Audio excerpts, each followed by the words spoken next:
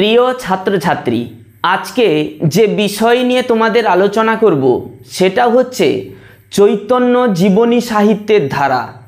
যে একাদশ শ্রেণীর নতুন সেমিস্টার ভিত্তিক সিলেবাস এসেছে, সেই সেমিস্টার ভিত্তিক সিলেবাসে তোমাদের যে সাহিত্যের ইতিহাস, সে সাহিত্যের ইতিহাসে রয়েছে চৈতন্য জীবনী সাহিত্য।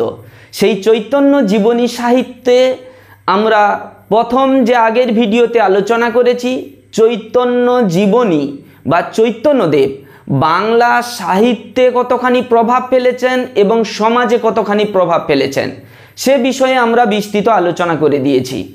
আজকে এই ভিডিওতে আলোচনা করব চৈতন্য জীবনী সাহিত্যের ধারা। দেখো, প্রথমে যদি চৈতন্যদেব জীবন সম্বন্ধে বলতে হয়, যে চৈতন্যদেব এমন একজন ব্যক্তিত্ব যিনি বৈষ্ণব ভক্তদের কাছে হলেন ভগবান, অর্থাৎ বিষ্ণুর আর এক অবতার। আর তিনি কি, যে ঐতিহাসিক দৃষ্টিভঙ্গিতে যদি বলা হয়, তিনি একজন সমাজ সংস্কারক, ভক্তিবাদ আন্দোলনের অন্যতম কিন্তু পথিক পুরুষ। আর সাহিত্যিক দৃষ্টিতে যদি বলা হয়, চৈতন্যদেব এমন একজন মহামানব, যে এমন একটা মাইলস্টোন যাকে কেন্দ্র করে বাংলা সাহিত্য প্রভূত আলোড়ন তৈরি করে দিয়েছিল। সময়টা হচ্ছে 1486 থেকে 1533। এই জীবনকাল চৈতন্যদেব তাঁর জীবনকে কেন্দ্র করে বাংলা সাহিত্যের এক নতুন মোড় এনে দিয়েছিল। সেটা আমরা আগের ভিডিওতে যে বিস্তৃত আলোচনা করেছি। কিন্তু যেটা হচ্ছে চৈতন্যদেবের জীবনীকে কেন্দ্র করে যে সাহিত্যের ধারা সৃষ্টি হয়েছিল, আজকে আমরা এই ভিডিওতে বিস্তৃতভাবে আলোচনা করব। দেখো, প্রথমে যদি জীবনী সাহিত্য নিয়ে বলি, জীবনী সাহিত্য কিন্তু দুই ধরনের। একটা হচ্ছে হেজিওগ্রাফি আর একটা হচ্ছে বায়োগ্রাফি। হেজিওগ্রাফি বলতে যেখানে বলা হচ্ছে সাধু সন্তদের জীবনকে কেন্দ্র করে লেখা যে সকল জীবনী সাহিত্য। আর বায়োগ্রাফি হচ্ছে ব্যক্তিগত জীবনকে নিয়ে লেখা, যেখানে কেউ একজন ব্যক্তি জীবনকে নিয়েই তার নিজের জীবনকে নিয়েই লিখতে পারেন। সেটা যেমন মহাত্মা গান্ধী লিখেছিলেন তার আত্মকথা, ব্যক্তিগত বায়োগ্রাফি তার। তেমনি হেজিওগ্রাফিটা কিন্তু একজন সাধু সন্তদের জীবনকে নিয়ে লেখা, সেটাকেই বলা হচ্ছে হেজিওগ্রাফি। তাই চৈতন্যদেবের জীবনী গ্রন্থগুলো কিন্তু বায়োগ্রাফি নয়, মনে রাখবে, এগুলো কিন্তু হেজিওগ্রাফি। যাই হোক, এই চৈতন্য জীবনী প্রসঙ্গে প্রথমেই যদি বলতে হয়, সেটা হচ্ছে চৈতন্য প্রথম জীবনী গ্রন্থ হচ্ছে শ্রী শ্রী চৈতন্য চরিতামৃত, যেটা কার লেখা? মুরারি গুপ্তের লেখা। তাই এই শ্রী শ্রী চৈতন্য চরিতামৃত মুরারি গুপ্তের কর্চা নামেই কিন্তু এটি প্রচারিত। এই মুরারি গুপ্ত, যিনি ছিলেন চৈতন্যদেবের সহপাঠী, আর 78টি স্বর্গে তিনি এই কাব্যটি রচনা করেছেন 1520 থেকে 40 এই সময়কালে তাঁর রচনা। এই কাব্য তিনি যে রচনা করেছেন, যেটা নাম বললাম শ্রী শ্রী চৈতন্য চরিতামৃত, তার পরবর্তীকালে আরও একজন লিখেছেন পরমানন্দ সেন, তিনিও লিখেছেন চৈতন্য চরিতামৃত। কত খ্রিস্টাব্দে? 1542 খ্রিস্টাব্দে, প্রায় 2000 শ্লোক নিয়ে লেখা। কিন্তু এই জীবনী গ্রন্থগুলো বলছি, এগুলো মনে রাখার ক্ষেত্রে তোমরা মনে রাখো বিষয়গুলো, এগুলো কিন্তু সংস্কৃতে লেখা, কোনোভাবে এগুলো কিন্তু বাংলা জীবনী গ্রন্থ নয়। আমাদের বিষয় বাংলা, আমরা আলোচনা করব কিন্তু চৈতন্য জীবনী সাহিত্য বাংলায় যে ধারা। সংস্কৃতে কিন্তু আমরা শুধু এই আলোচনা প্রসঙ্গে বলে রাখলাম। তাই প্রথম কিন্তু জীবনী গ্রন্থ যদি বলা হয় চৈতন্যদেবের, তাহলে সেটা ছিল সংস্কৃতে লেখা, সেটা হচ্ছে মুরারি গুপ্তের লেখা চৈতন্য শ্রী শ্রী চৈতন্য চরিতামৃত, যা মুরারি গুপ্তের কর্চা নামে পরিচিত। যাই হোক, আমরা বাংলা সাহিত্যের ধারাতে চলে আসব। দেখো, বাংলা সাহিত্যে চৈতন্য জীবনী গ্রন্থ জীবনীকার হিসাবে চৈতন্য লীলার ব্যাস বলা হয়। কাকে বলা হচ্ছে না? বৃন্দাবন দাসকে।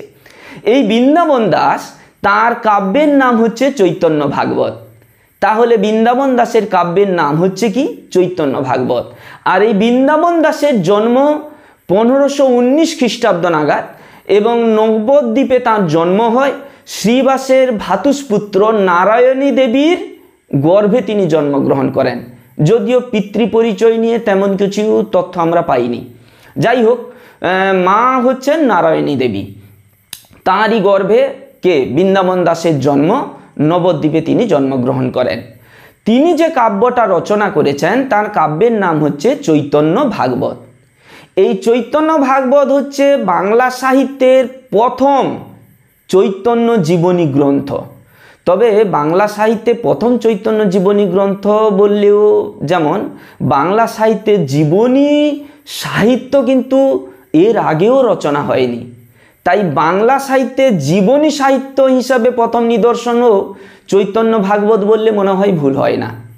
যাই হোক, এই কাব্যর পরিচয়ের যদি আসি, এই চৈতন্য ভাগবত মোট 3টি খণ্ডে বিভক্ত রয়েছে, আদিখণ্ড, মধ্যখণ্ড এবং অন্তখণ্ড।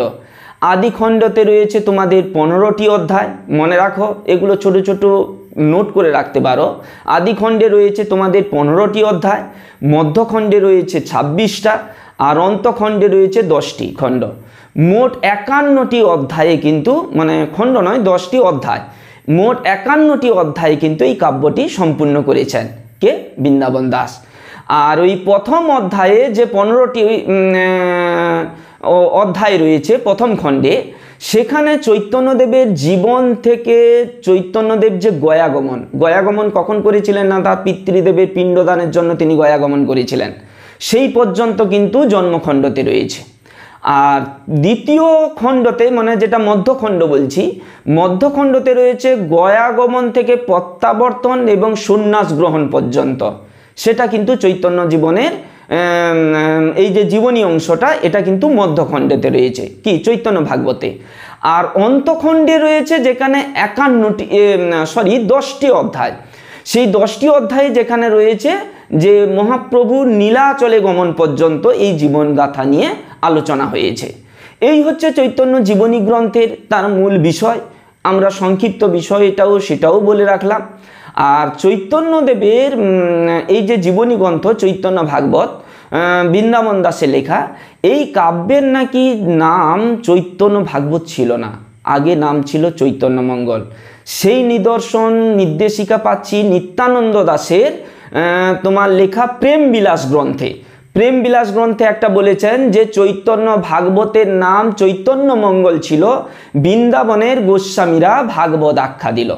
তাহলে কি চৈতন্য ভাগবতের নাম আগে কি ছিল? চৈতন্য মঙ্গল। যদিও বৃন্দাবনের গোস্বামী যে ষড় গোস্বামী রয়েছেন, তাদের নির্দেশে নাকি এই কাব্যটা নাম পরিবর্তন করা হয়। আবার অনেকে বলেছেন সমালোচক, না, নারায়ণী দেবীর চেয়েছেন তার কাব্যের নাম চৈতন্য ভাগবত রাখা হোক। কেন বলো দেখি?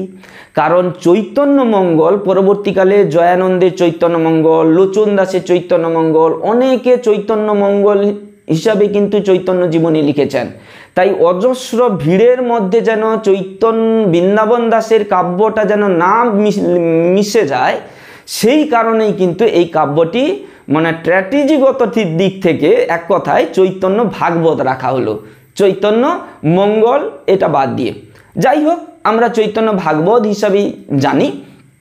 এই ছোট্ট ইনফরমেশনটুকু দিয়ে রাখলাম।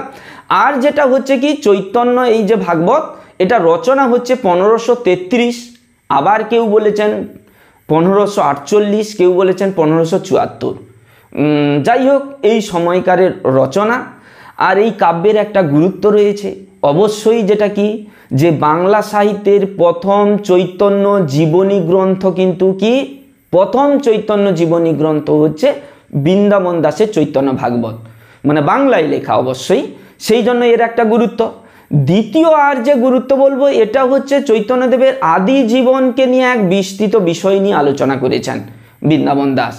দ্বিতীয়ত হচ্ছে যে বৈষ্ণবদের নানা তত্ত্ব বিষয় সেগুলোকে তুলে ধরেছেন, তৎকালীন সমাজের বাস্তব সমাজচিত্র উঠে এসেছে। যাই হোক, এই নানাবিধ কারণে এই কাব্যের একটা যথার্থ গুরুত্ব রয়েছে এবং ভক্ত সমাজেরও এখনো পর্যন্ত সমাদৃত চৈতন্য ভাগবত। আচ্ছা, যাই হোক, এই কাব্যের মধ্যে এটা তো গুণাগুণ বিষয় বললাম, কিছু ত্রুটিও উল্লেখ করে যাই, কারণ আমরা সাহিত্যিক দৃষ্টিভঙ্গি নিয়ে একটা গ্রন্থকে আলোচনা করব, সেই হিসাবে এই গ্রন্থের কিছু ত্রুটিও আমরা লক্ষ্য পাই। যেটা হচ্ছে, প্রথমেই বলা হয়েছে, সমালোচকরা বলেছেন এটা কিছুটা অলৌকিকতার নাক পাশে বদ্ধ, কারণ অলৌকিকতা, যে এই কাব্যের মধ্যে চৈতন্যদেবের শিশুকালের জীবনকে অনেক সময় কৃষ্ণের অলৌকিক জীবনের সঙ্গে মিলিয়ে দেওয়া হয়েছে। তার জন্য কিছু কিছু অলৌকিক দৃষ্টান্ত যেমন সেগুলোর চৈতন্যদেবের জীবনকে মানে জীবনের উপর যেন আরোপিত করা হয়েছে। আসলে অলৌকিকতার দিক নিয়ে বলতে গেলে দেখো, কারুর প্রতি প্রবল যখন মানুষের একটা ভক্তি বা আনুগত্য থাকে না, তখন তার প্রতি একটা উৎকর্ষতা দানের জন্য সেই চরিত্রকে আরও মহান করে তোলার জন্য কখনো কখনো মানুষের মধ্যে অলৌকিক কিছু কিছু ঘটনা তার নামেই চালিয়ে দেওয়া হয়। এমনই একটা দৃষ্টান্তের কথা যদি বলি, যেমন মনে পড়ছে প্রসঙ্গক্রমে, যেখানে ঈশ্বরচন্দ্র বিদ্যাসাগর তিনি নাকি তার মায়ের নির্দেশে দামোদর নদী সাঁতরে পার হয়ে এসেছিলেন। এটা কিন্তু বাস্তব ঘটনা নয়। পরবর্তীকালে যে গবেষকরা বলেছেন না, ঈশ্বরচন্দ্র বিদ্যাসাগরের জীবনে ঈশ্বরচন্দ্র বিদ্যাসাগর মায়ের প্রতি প্রগাঢ়তার ভক্তি ছিল, সে বিষয়ে কোনো দ্বিমত নেই, কিন্তু তার জন্য ঝড় জলের রাতে দামোদর নদী পার হয়েছেন এমনটা ঠিক নয়। এটা মানুষের যেমন কোথাও একটা অলৌকিক ঘটনাকে চাপিয়ে দেওয়া হয়েছে। যাই হোক, এখানেও চৈতন্যদেবের জীবনে এমন কিছু কিছু ঘটনা যেটা অলৌকিকতার নাকপাশে বদ্ধ হয়েছে চৈতন্য ভাগবতে। দ্বিতীয়ত হচ্ছে এই কাব্য অসমাপ্ত বলা হয়েছে, চৈতন্যদেবের জীবনের শেষ জীবনকে ঠিক সম্পূর্ণভাবে গাঁথা হয়নি সমালোচকদের দৃষ্টিতে। দ্বিতীয়, এটা একটা ত্রুটি। তৃতীয় ত্রুটি যেটা বলবো, যে এই কাব্যের কোথাও বৈষ্ণব অসহিষ্ণুতা। দেখো, বৈষ্ণব সমাজ সর্বদা সহিষ্ণু মনোভাব, যেটা চৈতন্যদেব নিজেই করেছেন। যে যখন জগাই মাধাই তার চৈতন্যদেবের উপর প্রতিবাদ করে তাকে যখন ভাঁড় ছুঁড়ে তাকে আহত করেছিল, মহাপ্রভুর চৈতন্যদেবের কপাল থেকে রক্ত ঝরে পড়েছিল, তবুও তিনি তাদের উপর রুষ্ট না হয়ে তিনি প্রেম গানে আলিঙ্গনে আবদ্ধ করেছিলেন। সেই চৈতন্যদেবের জীবনী রচনা করছেন, সেখানে বৃন্দাবন দাস কি বললেন, এক প্রসঙ্গে বলেছেন, এত পরিহারে যে পাপী নিন্দা করে, তারে লাথি মার শিরের উপরে। এই কথাটা যেমন কেমন, যে পাপী চৈতন্যদেব সম্বন্ধে যদি নিন্দা করে তাকে লাথি মারার প্রসঙ্গ। আমার মনে হয় এই আমার নয়, যে কোনো সমালোচক দৃষ্টিতে যদি বলা হয়, এটা কোথাও যেন একটা রূঢ়তার অসহিষ্ণুতার দিক প্রকটিত হয়েছে। যাই হোক, এই ছিল চৈতন্য জীবনী, প্রথম জীবনী গ্রন্থ বৃন্দাবন দাসের চৈতন্য ভাগবত। এই নিয়ে আলোচনা করলাম। পরবর্তী ভিডিওতে চলে আসছি, সেটা হচ্ছে কৃষ্ণদাস কবিরাজের শ্রী শ্রী চৈতন্য চরিতামৃত। শ্রী শ্রী না হয়ে একটা শ্রী ব্যবহার করো, কারণ শ্রী শ্রী কৃষ্ণ চৈতন্য চরিতামৃত সেটা কিন্তু মুরারি গুপ্তের লেখা, এটা কিন্তু শ্রী চৈতন্য চরিতামৃত, সেটা হচ্ছে কৃষ্ণদাস কবিরাজের লেখা। কৃষ্ণদাস কবিরাজ সম্বন্ধে জন্ম যদি বলি, 1515, কেউ বলেছেন 1527 খ্রিস্টাব্দে, আর বর্ধমানে কাটোয়ায় তার জন্ম। আর বড় কথা হচ্ছে, কাটোয়ায় জন্ম গ্রহণ করেছেন ঝামটপুর গ্রামে, ঝামটপুর নামক এক গ্রামে তিনি জন্মগ্রহণ করেছেন। এর কাব্যেও 3টা খণ্ড, আদিখণ্ড, মধ্যখণ্ড এবং অন্তখণ্ড। আদিখণ্ডতে রয়েছে 71টি অধ্যায়, আদিখণ্ডে রয়েছে 17টি অধ্যায়, মধ্যখণ্ডে রয়েছে 25টি অধ্যায়, অন্তখণ্ডে রয়েছে 20টি অধ্যায়। মোট তাহলে হলো 62টি অধ্যায়। 62টি অধ্যায়ে 3টি খণ্ডে কৃষ্ণদাস কবিরাজের কাব্য রচিত হয়েছিল, সেটা হচ্ছে শ্রী চৈতন্য চরিতামৃত। এই কাব্যেরও প্রথম খণ্ডতে রয়েছে সেখানে কি না, চৈতন্যদেবের জন্ম থেকে সন্ন্যাস নেওয়া পর্যন্ত। মধ্যখণ্ডতে রয়েছে দাক্ষিণাত্য ভ্রমণ, যেখানে রায় রামানন্দের সঙ্গে তার পরিচয়, সেখানে সাধ্য সাধন তত্ত্ব অন্যান্য বিষয় উঠে এসেছে। আর অন্তখণ্ডের যেখানে রয়েছে দিব্য উন্মাদ এই বিষয়। যদিও প্রথম 9 খণ্ডে যেখানে বলা হয়েছে পরিচ্ছেদে নাকি, প্রথম 9টি পরিচ্ছেদে যেখানে বৈষ্ণব তত্ত্ব বিষয়ক কিন্তু এখানে কৃষ্ণদাস কবিরাজ আলোচনা করেছেন। যাই হোক, এই কাব্য যথেষ্টখানি উৎকৃষ্ট। বাংলা সাহিত্যের চৈতন্য জীবনী সাহিত্য দিক থেকে যদি বলা হয়, সর্বশ্রেষ্ঠ এবং উৎকৃষ্টতম জীবনী সাহিত্য সেটা হচ্ছে কৃষ্ণদাস কবিরাজের চৈতন্য চরিতামৃত। এবং এই চৈতন্য চরিতামৃত রচনাকাল হিসাবে বলা হয় 1662 থেকে 1612 থেকে 1615 খ্রিস্টাব্দ এই সময়কার। যদিও সমালোচক সুকুমার সেন তিনি বললেন না 1610-এরই আগে। যাই হোক, এই নিয়ে বিতর্ক রয়েছে। কিন্তু এই কাব্য কেন শ্রেষ্ঠত্ব বলবো সে বিষয়ে কয়েকটা যুক্তি তুলে ধরি। প্রথমত হচ্ছে চৈতন্যদেবের যে আদর্শ জীবনকে পূর্ণাঙ্গ রূপে ফুটিয়ে তুলেছেন কৃষ্ণদাস কবিরাজ, এটা 1 নম্বর গুরুত্ব। দ্বিতীয় নম্বর হচ্ছে এই কাব্যে কিন্তু যথেষ্ট বাস্তবতাবোধ বিষয়কে ফুটিয়ে তুলেছেন। তৃতীয় নম্বর হচ্ছে কি দার্শনিকতার তত্ত্ব খুব সহজ সরলভাবে ব্যাখ্যা দিয়েছেন, যেমন সাধ্য সাধন তত্ত্ব, প্রেম তত্ত্ব, বৈষ্ণব দর্শন প্রভৃতি বিষয়কে সুন্দরভাবে ফুটিয়ে তুলেছেন। যেমন একটা লাইনের কথা মনে আসছে, যেটা কৃষ্ণ প্রেম বিষয়ক তিনি বলেছিলেন কৃষ্ণদাস কবিরাজ, যে আত্মেন্দ্রিয় প্রীতি ইচ্ছা তারে বলি কাম, কৃষ্ণেন্দ্রিয় প্রীতি ইচ্ছা ধরে প্রেম নাম। অর্থাৎ আত্মেন্দ্রিয় প্রীতি, নিজের প্রীতি, নিজের আনন্দের যে প্রীতির জন্য যে প্রেম, সেটা প্রেম নয়, সেটা হচ্ছে কাম। আর কৃষ্ণের প্রতি প্রীতিটাই হচ্ছে আসল প্রেম। যাই হোক, এইভাবে তার বেশ সহজ সরল প্রেম বিষয়ক বক্তব্য ফুটিয়ে তুলেছেন। আর হচ্ছে বড় গুরুত্ব হচ্ছে কি তিনি সাম্যবাদ, কোথাও ধর্মীয় ভেদাভেদ দূরে ঠেলে সাম্যবাদকে প্রতিষ্ঠা দিতে চেয়েছিলেন। সেখানে বক্তব্য রয়েছে কৃষ্ণ ভজনে নাহি জাতি কুলাদি বিচার, অর্থাৎ কৃষ্ণ ভজনের জন্য কোনো জাতি ভেদ কুল তার বিচারের কোনো প্রয়োজন নেই। যাই হোক, এই সকল নানা কারণে এটা কাব্যটা খুবই উৎকৃষ্ট ধরনের কাব্য চৈতন্য চরিতামৃত। বিশেষ করে তত্ত্ব দর্শন অলঙ্কার সাহিত্যের যে অলঙ্কার প্রয়োগ সমস্ত দিক থেকে যথেষ্ট পাণ্ডিত্যের পরিচয় দিয়েছেন কিন্তু কৃষ্ণদাস কবিরাজ। আবার অনেক সমালোচক বলেছেন যে বৃন্দাবন দাসের চৈতন্য ভাগবত, কৃষ্ণদাস কবিরাজের চৈতন্য চরিতামৃত পারস্পরিক পরিপূরক গ্রন্থ।